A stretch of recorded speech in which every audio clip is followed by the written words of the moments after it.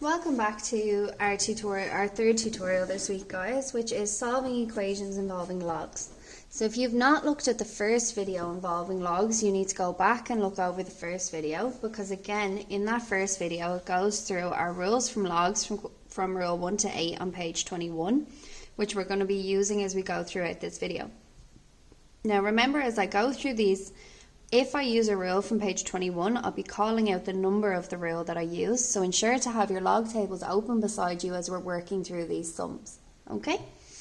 So if we look at the first one here for solving equations with logs, it says solve the equation 2 log 3x minus log 3 of 18 minus x equals 1. The first thing I like to see is that the base is the same so that we can use our rules straightforward without much of a hassle. This 2 in front of log 3x, I can see I can get rid of using rule 3, which means I can bring it up and make it to a power. So I'm going to write this as log 3x squared by bringing up my 2. And again, guys, that's using rule 3.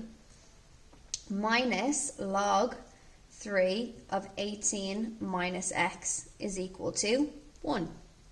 Now I know that if I have minus in between, I can use rule 2, where this is going to be my x and this will be my y.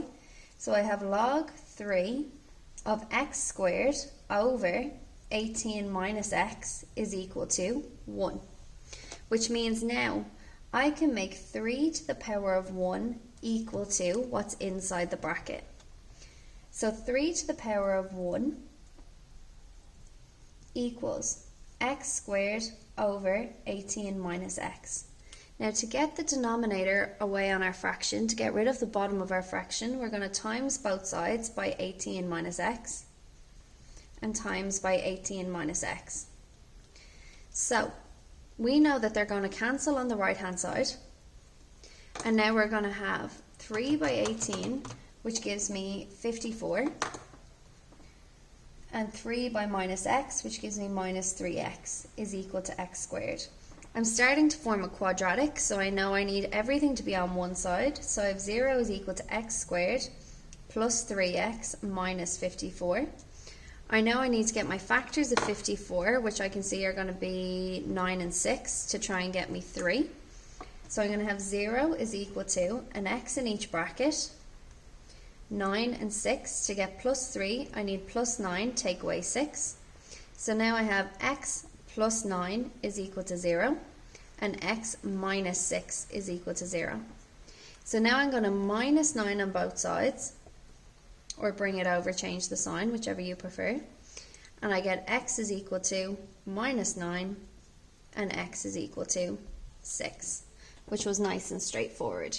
Okay, so take a minute, guys, go back over this, try and work it through yourself and see how you get on. Okay, then we're going to look at example 2. Now, in example 2, the reason why we're looking at example 2 as well is what I can see in example 2 is that my bases are not the same. So it says solve the equation log 3x plus 3 log x3 equals 4.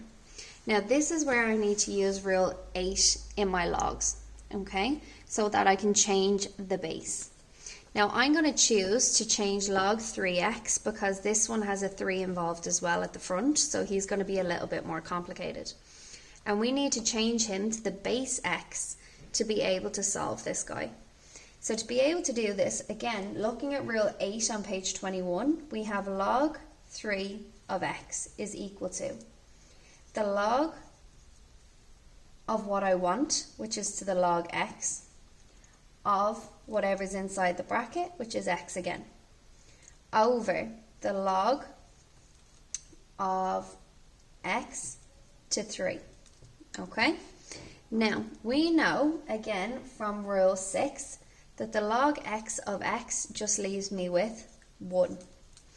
The log x of 3 is still here as the log x of 3, okay, which now I can sub back into my equation. So now I have 1 over the log x of 3 plus 3 log x of 3 equals 4.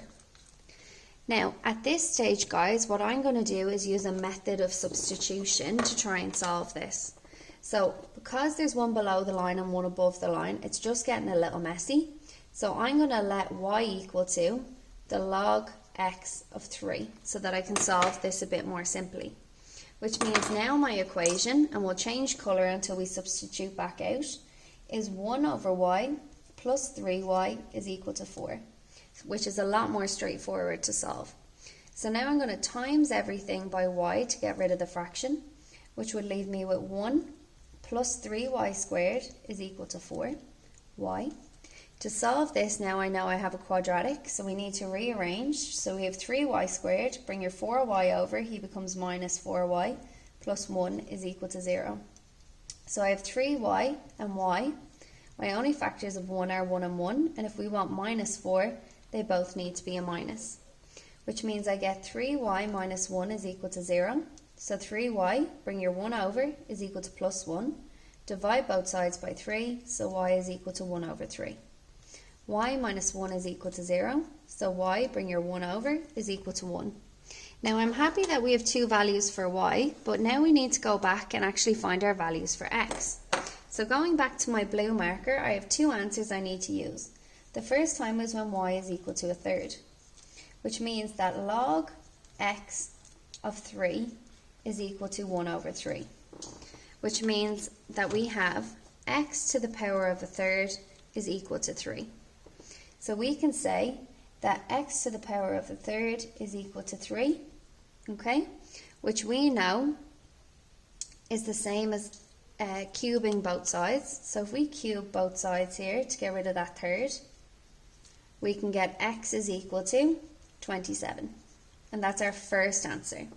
Now we need to go again for when y is equal to 1, which means that log x of 3 is equal to 1, which means x to the power of 1 is equal to 3. And we know anything to the power of 1, it's just itself, so x would have to be equal to 3. So my two answers here would be x is equal to 27 and x is equal to 3. To explain why I cubed this a little more for a second, I'm just going to bring you down to a bubble down here.